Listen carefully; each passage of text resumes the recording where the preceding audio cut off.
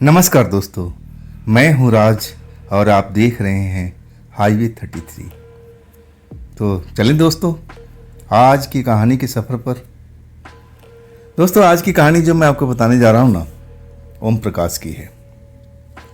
Agra district के रहने वाले ओम प्रकाश, ये जो वाकया उनके साथ में हुआ था, साल था 2003 का।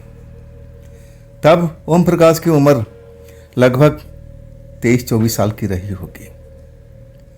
ओम प्रकाश एक खेतिहर किसान के बच्चे थे और भाइयों में दूसरे नंबर पर थे।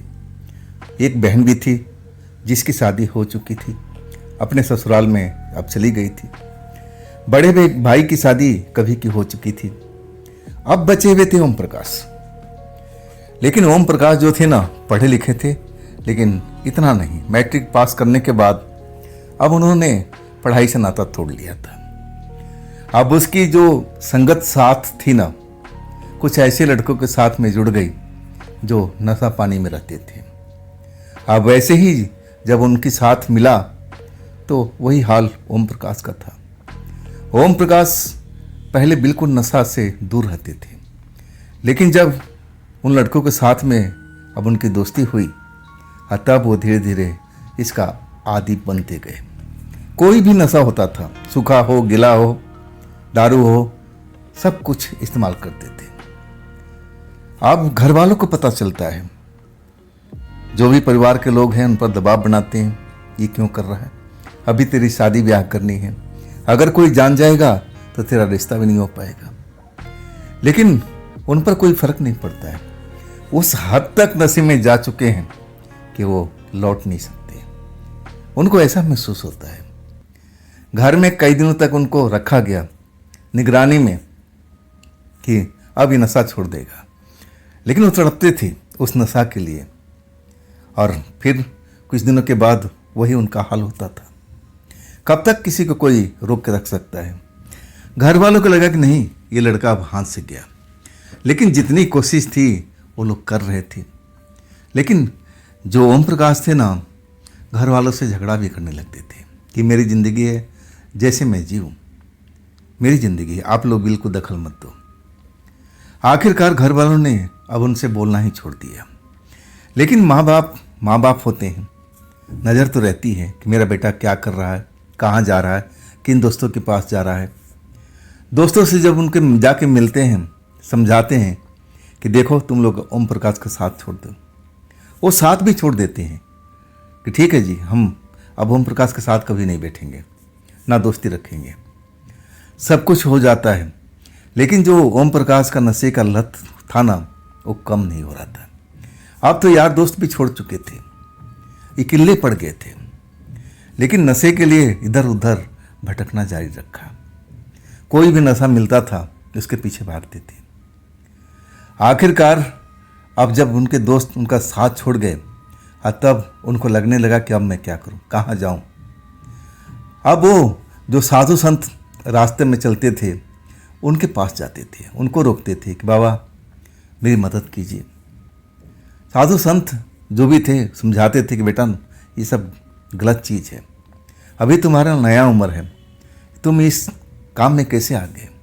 लेकिन उन पर कोई असर नहीं होता था, कोई ना कोई जुगाड़ लगाते रहते थे। तब उनको एक बार शमशान की तरफ भी गए। वो किसी ने बता दिया था कि वहाँ पर अब रात के टाइम में, शाम के टाइम में कुछ साधु लोग आते हैं, अपना ध्यान वहाँ पर करते हैं। वहाँ भी गए और वहाँ पर कई ऐसे लोग थे जो अपना ध्यान करने के लिए शाम के आते थे, और उनके जाकर के पास में अब उनकी सेवा भाव करने लगे। ज़बरदस्ती, मान न मान मैं तेरा मेहमान वाली कहानी थी। वो जो साधु थे, फकीर थे, संत थे, उनको भगाते थे कि तू अपना घर जा, लेकिन उनके चरणों में पड़े रहते थे नशे की वजह से। तब जो साधु संत वहाँ पर आते थे, फकीर आते थे, अघोरी आते थे, और कभी कभी ऐसा होता था कि वहाँ कोई नहीं आता था। वो शमशान के एरिया बिल्कुल खाली पड़ा रहता था। अब ऐसे ही एक रात, अब जो ओम प्रकाश है ना, नशा का तलब उठा और चल पड़े रात के टाइम में। रात के करीब 9-10 का टाइम था और ओम प्रकाश को अब तो रास्ता पता ही था कि वहाँ पर कुछ ना कुछ जुगाड़ हो ही जाएगा। दारू नहीं मिलेगी तो कोई बात नहीं, कुछ और मिल जाएगा, लेकिन मिल तो जाएगा।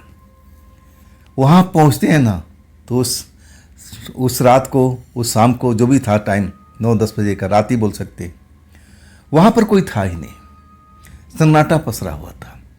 उनको लगा कि जो फकीर लोग हैं और जो अघोरी लोग हैं थोड़ा लेट आ सकते हैं, इंतज़ार करने लगे। थके हुए थे, नशे की ज़रूरत थी, अब शरीर में पूरा दर्द हो रहा था। और एक पेड़ के पास में जो शमशान के अंदर ही था, डर तो उनको लगता ही नहीं था, कभी उन्होंने भूत प्रेत को देखा नहीं, तो इन चीज़ों को मानते भी नहीं थे। अब वो इंतज़ार करने लगे अघोरी बाबा का, कोई आएगा फिर मैं उनसे सेवा भाव करूँगा, अब कुछ ना कुछ मुझे मिल जाएगा। लेकिन जब पेड़ के पास जाते हैं इंतज़ार करते हुए, नींद आ जाती है। ऐसी नींद आती है कि जब उनकी आँख खुलती है ना तो रात का करीब 12:30 से ऊपर का टाइम हो जाता है। अब शमशान के अंदर में अब वो भी पड़े हुए हैं, लेकिन थोड़ा दूरी पर हैं। तब देखते हैं कि अरे कोई है यहाँ पर, कोई साया उनको नज़र आता है और वो समझ लेते हैं कि वो तो अघोरी बाबा ही होंगे, आ गए होंगे। और वो जल्दी से जाते ही उठ करके जाते हैं ना वहाँ पर, तो साया दिखाई नहीं पड़ता है। इधर उधर देखने लगते हैं कि आखिर अभी तो यहाँ कोई नज़र आ रहा था, शायद अघोरी बाबा थे, और फिर वो कहाँ चले गए। ढूंढने लगे, हर तरफ संसार में पूरा ढूंढ लेते हैं, लेकिन कोई उनको नज़र नहीं आता है। और तब वो उसी पेड़ के पास में आकर के बैठ जाते हैं। हो सकता है मेरी नज़रों को धोखा हो, शायद अभी आए नहीं हो बाबा, आ जाएंगे, चलो इंतज़ार करते हैं। रात हो गई तो कोई बात नहीं, अब आधी रात हो रही, कोई फ़र्क नहीं पड़ता। ऐसे ही इंसान थे वो। पेड़ के पास में आकर के बैठ जाते हैं। अब इसके बाद उनकी निगाहें हर तरफ घूमती रहती है। फिर शमशान के अंदर ही एक और साया नज़र आता है, और उस साया जब देखते हैं ना तो देरी नहीं करते हैं, दौड़ते हुए अब उस साया के पास पहुंच जाते हैं। जब वह पास जाते हैं ना तो देख करके हैरान रह जाते हैं, क्योंकि एक अब नई नवेली दुल्हन की तरह वो थी लड़की, ऐसा ही कपड़ा पहन रखी थी, श्रृंगार ऐसे ही कर रखा था। जब उसको देखते हैं ना करीब जा कर के, तब चौंक जाते हैं। उनको समझ में नहीं आता कि शमशान में ये लड़की क्या करने आई है, यहाँ तो औरतें आती नहीं हैं। और तब वो पूछ बैठते हैं, अरे अरे सुनिए, आप यहाँ पर कैसे? यहाँ तो रात में कोई आता भी नहीं है, और ख़ास करके लड़की औरत यहाँ तो कोई आता नहीं, तो आप कैसे आए? कोई काम था यहाँ पर, किसे मिलना था? अगर मिलना है तो अघोरी बाबा तो है नहीं, मैं भी उनको तलाश कर रहा हूँ। वो समझ गए कि शायद ये किसी काम से आई होगी, कोई तंत्र मंत्र करवाना होगा, क्योंकि कई बार देख चुके थे कि कोई बूढ़ी औरत, कोई और भी लोग, गांव के लोग, दूसरे गांव के लोग उनके पास में आते थे तंत्र मंत्र कराने के लिए।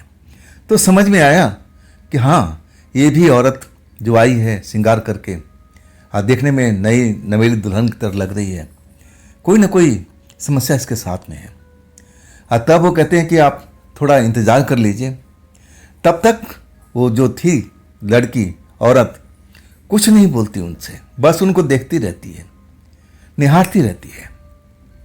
आखिरकार जब ओम प्रकाश उसको समझा देते हैं कि अभी बाबा शायद आए नहीं हैं या आने में देर हो सकता है, आप थोड़ा इंतज़ार कर लीजिए, शायद थोड़ी देर में आते ही होंगे, ज़रूर आपसे उनका कोई काम होगा ना।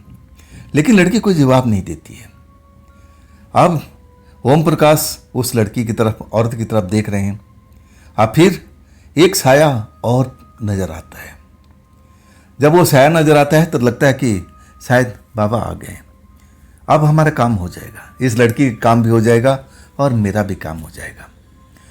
लेकिन जब सबसे ज़्यादा आश्चर्य में पड़ते हैं, एक ऐसी भयानक चेहरे वाले व्यक्ति को देखते हैं वहाँ पर, जो जिसकी हाइट भी, लंबाई भी काफ़ी है, और वो इन्हीं की तरफ आ रहा है, जहाँ पर ओम प्रकाश खड़े हैं, जहाँ पर वो कन्या खड़ी है, औरत खड़ी है।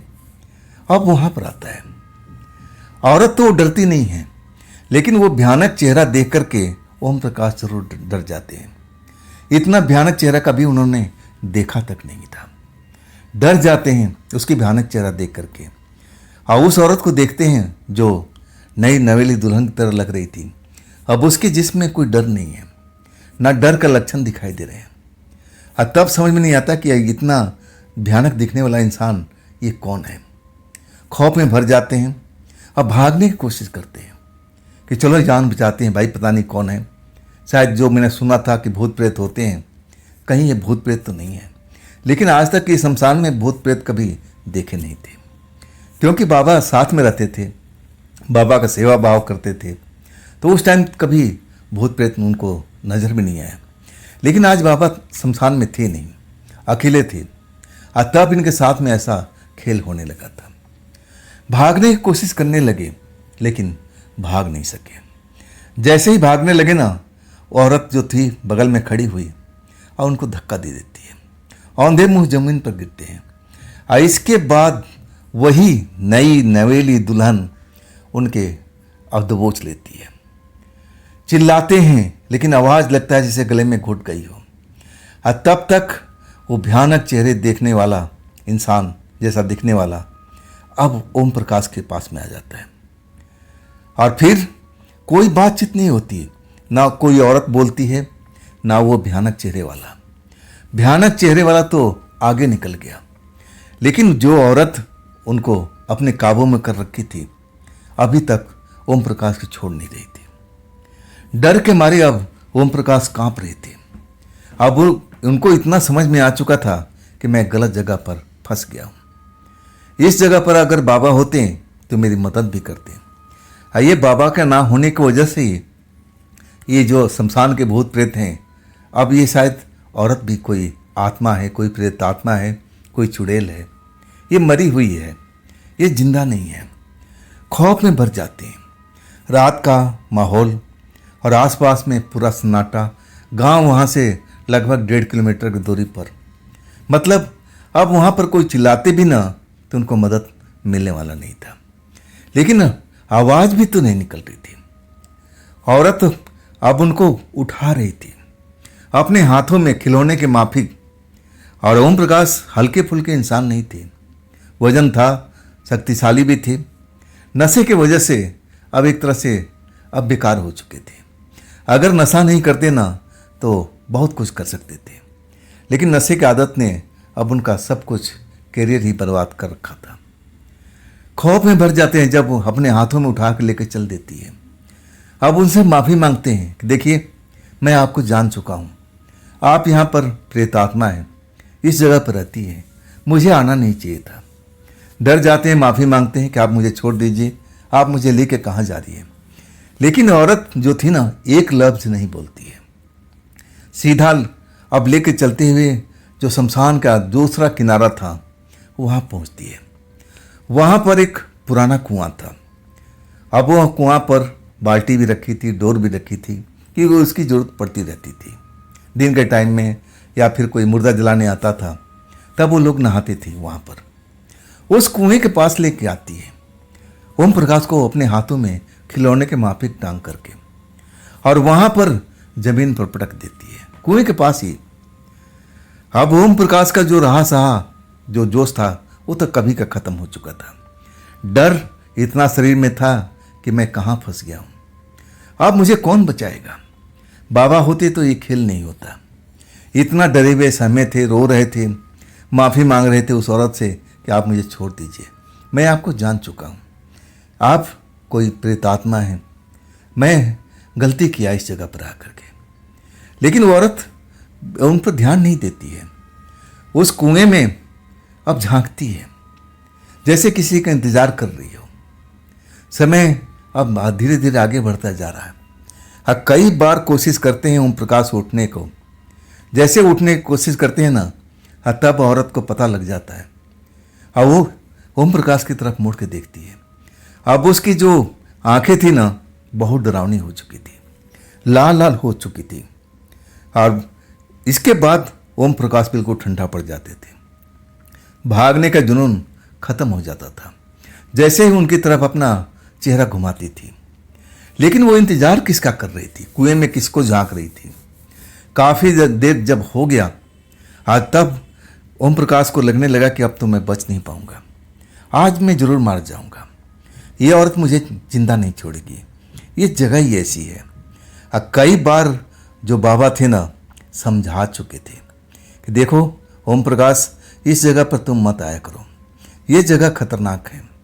लेकिन ओम प्रकाश कहाँ सुनते थे, नशे के लत में पड़े हुए, और अपने आप को अब वहाँ पर लेके आ जाते थे एक छोटे से नशे की वजह से।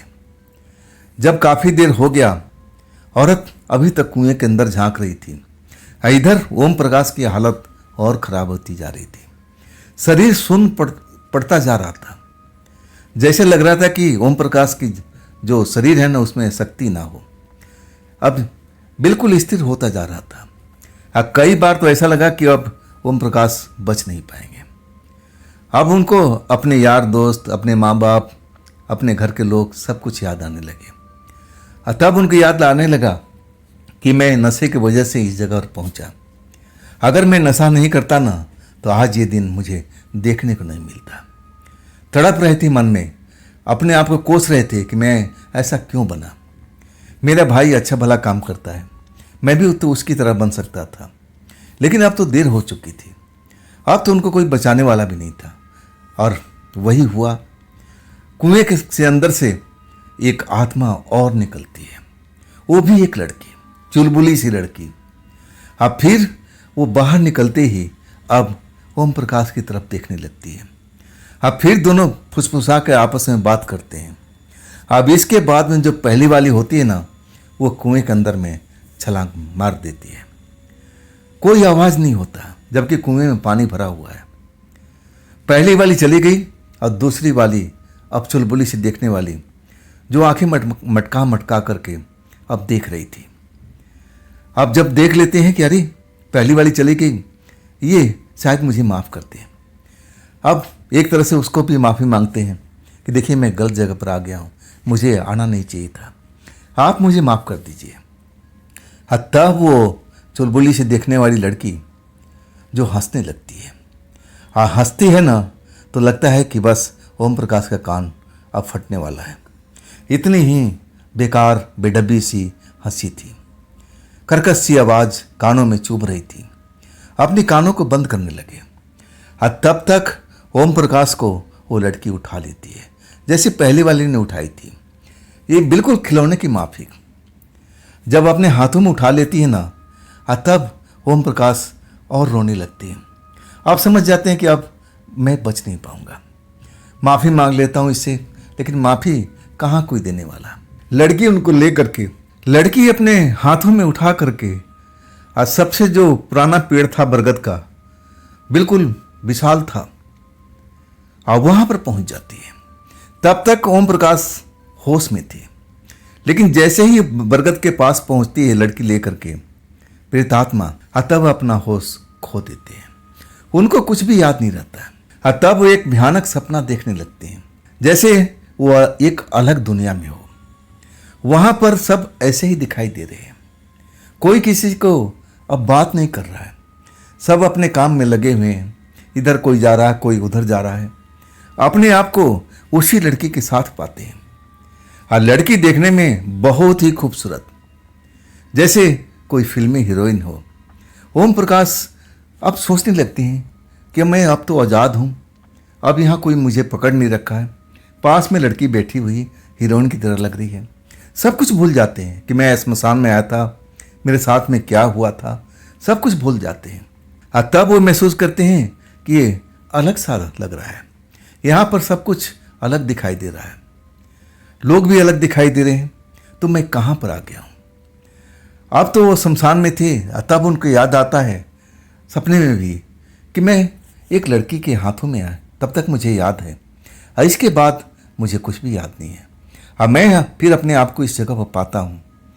अब वो डर जाते हैं, और तब वो लड़की कहती है, पहली बार आवाज़ सुनते हैं उसकी मीठी आवाज़, भाग कहाँ रहा है, अब मैं तुझे लेके आई हूँ, और तू अपने आप तो जा नहीं सकता है। जब तक मेरा मतलब हल नहीं होता, तब तक तो इस जगह से निकल नहीं पाएगा, तुझे यहीं पर रहना पड़ेगा। ओम प्रकाश जी अब फिर डरे हुए हैं। माफ़ी मांगते हैं कि आप मुझे छोड़ दीजिए, आप मुझे इस जगह से बाहर निकाल दीजिए। मैं अपने घर में जाना चाहता हूँ, अपने परिवार के पास जाना चाहता हूँ। मैं उनके बगैर मैं रह नहीं सकता। मैं सब कुछ छोड़ दूंगा लेकिन अपने परिवार को नहीं। तभी लड़की हंसने लगती है। कहती है कि नहीं, अब तो देर हो चुका है, अब मैं तुझे लेके आ गई हूँ, अब मैं तुझे अब बाहर लेकर नहीं जा सकती। लड़की मीठी आवाज़ में कहती है कि देखो, मैं तुम्हें लेके आई हूँ, जब तक मेरी इच्छा पूरी नहीं करोगे तब तक तो मैं तुम्हें छोड़ने वाली नहीं। और देखो, यहाँ से बहुत कम ही लोग अब बाहर निकल पाते हैं। क्या पता तुम खुशनसीब होगे तो तुम भी निकल जाओगे, लेकिन उम्मीद ज़्यादा मत रखना। अब इसके बाद लड़की अपने रास्ते चल देती है। अब फिर ओम प्रकाश उसके पीछे पीछे चलने लगते हैं। लड़की जाते जाते अब एक जगह पर रुकती है। तब ओम प्रकाश देखते हैं कि घर जैसा दिखाई दे रहा है। अब वहाँ पर पहुँचते हैं और लड़की उनको एक कमरे में अब जाती हुई दिखती है। बस दौड़ते हुए जाते हैं कि आप मुझे बाहर निकाल दो, आप मुझे बाहर निकाल दो। और तब लड़की एक कमरे के अंदर पहुँच चुकी होती है। एक पलंग पर बैठी हुई अब नजर आती है, अपने पैर हिलाते हुए। और तब कहती है कि आ मेरे पास में आ, मेरी इच्छा का पूरी कर, और तब मैं सोचूंगी कि तुम्हें निकालना है या नहीं निकालना है। ओम प्रकाश अब डर चुके हैं, उस लड़की का मतलब समझ चुके हैं कि नहीं, मैं ये सब नहीं करने वाला, मैं ये सब नहीं करने वाला। तब लड़की कहती है कि देख, तेरा बचने का अब बस एक ही तरीका है, या तो मेरा साथ यहाँ पर रह, मुझे खुश कर, या फिर तू मौत के मुंह में समा जा। अब यहाँ से तू निकल नहीं पाएगा। कुछ ही देर के बाद में कुछ लोग आएंगे और तुझे घसीटते हुए ले जाएंगे। अब फिर मैं भी तुम्हें छुड़ा नहीं पाऊंगी। यहाँ पर उन्हीं का राज चलता है। लड़की ऐसी ऐसी बात बोल रही थी कि ओम प्रकाश जी को कुछ समझ भी नहीं आ रहा था। आखिर मैं किस दुनिया में आ गया हूँ? मैं तो अपनी दुनिया में था, शमशान में था, और सब कुछ उनको याद आता है। ओम प्रकाश जी बहुत खौफ में हो जाते हैं। और तब लड़की बार बार वही कहती है कि जब तक मेरी इच्छा पूरी नहीं करेगा तब तक तो यहाँ से भाग नहीं पाएगा। और वही ओम प्रकाश जी डर जाते हैं और उस लड़की के साथ अब समय बिताने लगते हैं। जब ऐसा होने लगता है ना, तो ओम प्रकाश जी की आत्मा कांपने लगती है। जो लड़की सुंदर दिखाई पड़ रही थी किसी हीरोइन की तरफ में, बड़ी बड़ी आंखों वाली, लंबे लंबे बालों वाली, और वो अचानक बदसूरत हो जाती है। और ओम प्रकाश जी उसी लिपटे हुए अब अपने आप को पाते हैं, चीखने लगते हैं। तब वो लड़की जोर जोर से, अब लड़की नहीं बोल सकती, भयानक चेहरे वाली औरत, वो हंसने लगती है, जोर जोर से हंसी, जैसे उसकी हंसी थम ना पा रही हो। इतनी तेज तेज हंसी जो कानों को चुभ रही हो। बिल्कुल लग रहा कि ओम प्रकाश जी अब बच नहीं पाएंगे, अब मौत निश्चित है। तभी एक हाथ अब उनका बाजू पकड़ लेता है। हाथ कहाँ से आया देख नहीं पा रहे हैं। बाजू पकड़ करके और खींचना शुरू कर देता है। ओम प्रकाश जी को लगता है कि मैं किसी सुरंग में से अब बाहर निकलता जा रहा हूँ।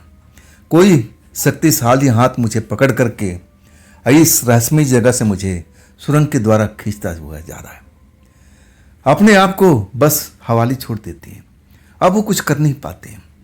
किसका हाथ था कुछ भी नहीं मालूम। अब बेहोशी की दुनिया में फिर पहुंच जाते हैं, अपने आप को पाते हैं। और जब उनकी आंख खुलती है ना, तो अपने आप को फिर उसी कुएं के पास पाते हैं। और वहाँ पर बाबा जी दिखाई देते हैं, अपनी चिमटी लिए हुए। अब बार बार ओम प्रकाश के शरीर पर उस चिमटी को जैसे पीट रहे हो। हल्का आँख खुल जाती है ओम प्रकाश जी को। अपने सामने अब बाबा जी को देखते हैं तो एकदम डर जाते हैं, उठ के खड़े हो जाते हैं, बाबा के चरणों में पड़ जाते हैं कि बाबा जी मुझे बचाइए, बाबा जी मुझे बचाइए। तब बाबा जी कहते हैं कि अरे मैं तो तुझे बचा लिया, नहीं तो तू जिंदा सही निकल उस जगह से थोड़ी निकल पाता। बाबा जी कहते हैं उठ यहाँ से, चल मेरे साथ में। बाबा जी अब बड़बड़ाते रहते हैं कि देखो इस मूर्ख लड़के को मैं कितनी बार समझाया कि तू यहाँ पर मत आया कर, मत आया कर, लेकिन ये बेवकूफ़ समझता ही नहीं था। आज जिस बात का मुझे आशंका थी अब वही हुआ ना। ओम प्रकाश समझ चुके थे कि उनके साथ में कितनी बड़ी बड़ी खेल हुआ था, लेकिन आज भी वो अब अपने आप को उस टाइम अब सकुशल पा रहे थे। उनके साथ में ऐसे कोई बड़ी घटना नहीं हो पाई थी।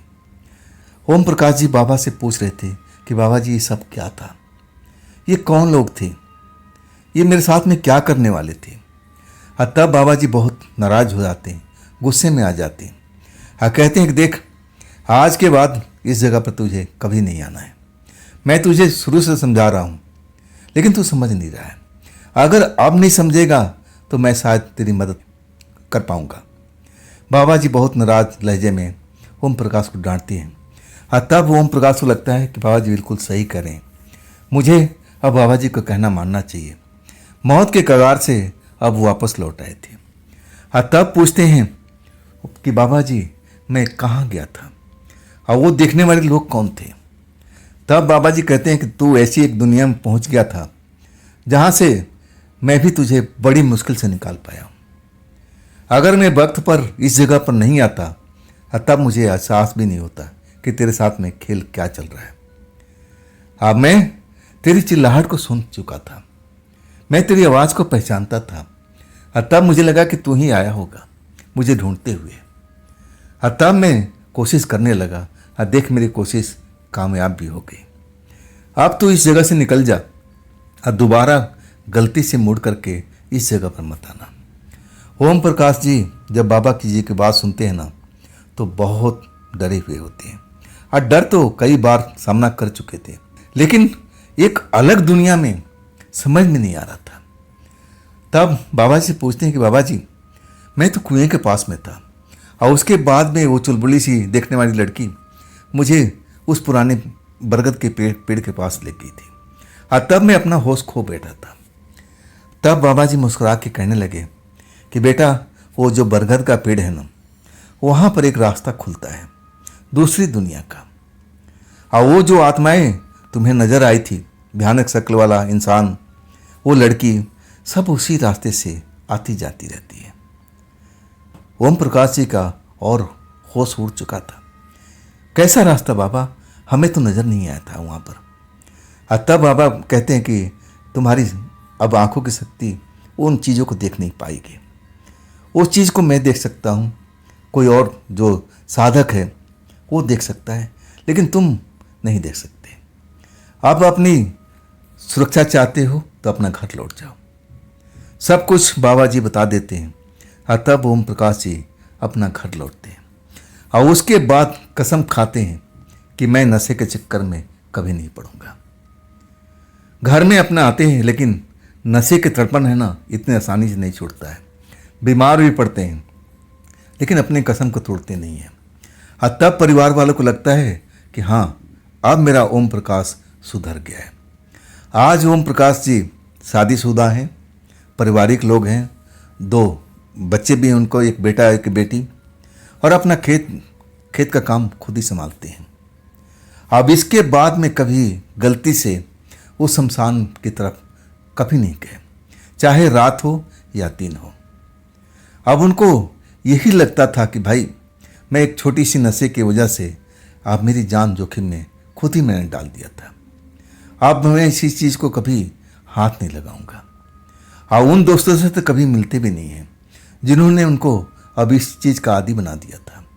उनसे दूरी कभी का ख़त्म कर लिए थे। तो दोस्तों ये थी आज की कहानी ओम प्रकाश जी की भेजी हुई। ये कहानी आपको कैसी लगी कमेंट में ज़रूर बताइएगा। हाँ दोस्तों, अगर आपके पास भी ऐसी कोई स्टोरी है, कोई कहानी है, कोई आप बीती है, तो आप मुझे इंस्टाग्राम पर या मेरे व्हाट्सएप नंबर पर या फिर मेरे मेल आईडी पर अपनी कहानी को आप शेयर कर सकते हो। हाँ दोस्तों, ये भी चैनल आप ही का है, इसको भी अपना प्यार दीजिए, लाइक कीजिए, सब्सक्राइब कीजिए, शेयर कीजिए। अब फिर हम मिलते हैं ना कल की रात इसी चैनल पर, इसी टाइम पर। आप लोग अपना ख्याल रखिएगा। नमस्कार।